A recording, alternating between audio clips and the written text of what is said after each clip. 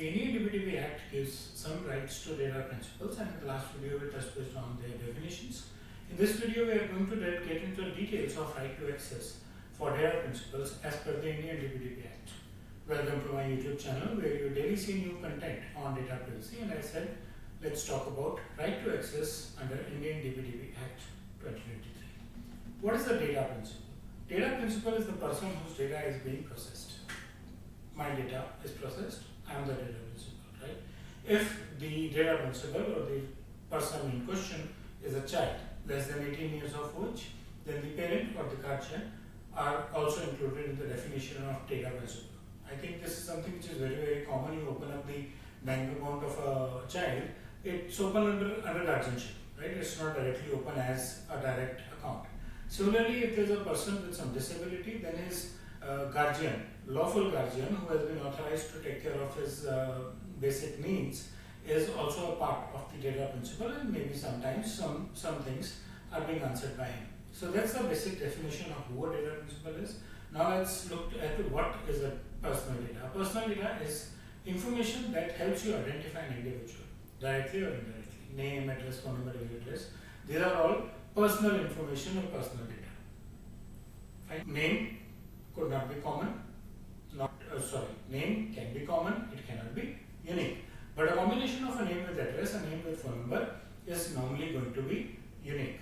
Any further information like finance, biometric, healthcare, these are sensitive information. If you lose them, then there could be an harm to the individual. Healthcare record being misused, biometric misused, really harmful.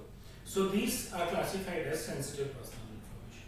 Then comes the right to access. So any data principal has a right to go back to the fiduciary who is processing their personal information and want or seek an application for having an access to their personal information. We are talking of only having an access right now, right? We have other rights like erasures and corrections also, and we will talk about them in the future videos. He can obtain the summary of what information is available. If that information has already been processed, what was the purpose of processing that information, what was the method used for that information, and what are the details of the controllers and processors. So generally, if you are collecting information for a purpose, then you have already predefined the purpose, you have taken a consent.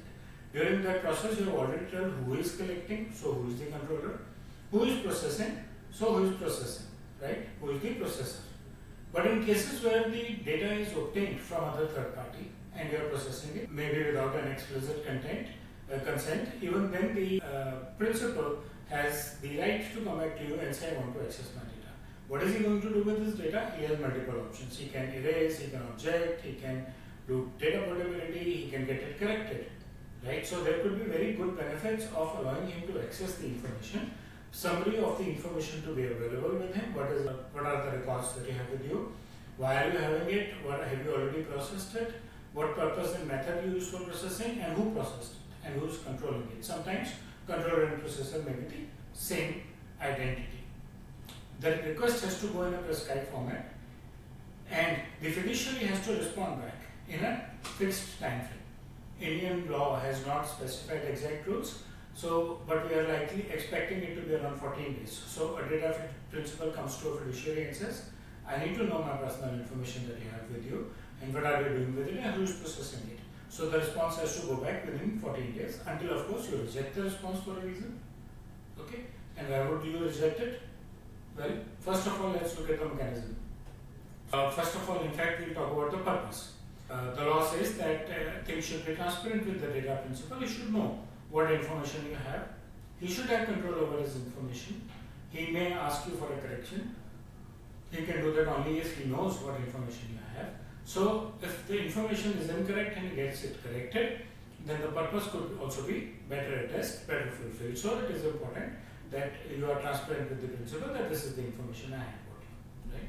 And of course, it will increase the data principal's confidence on your organization or the data fiduciary who is processing the information. Now, what are the duties of a fiduciary? So a fiduciary has to have a very clear mechanism of receiving a request.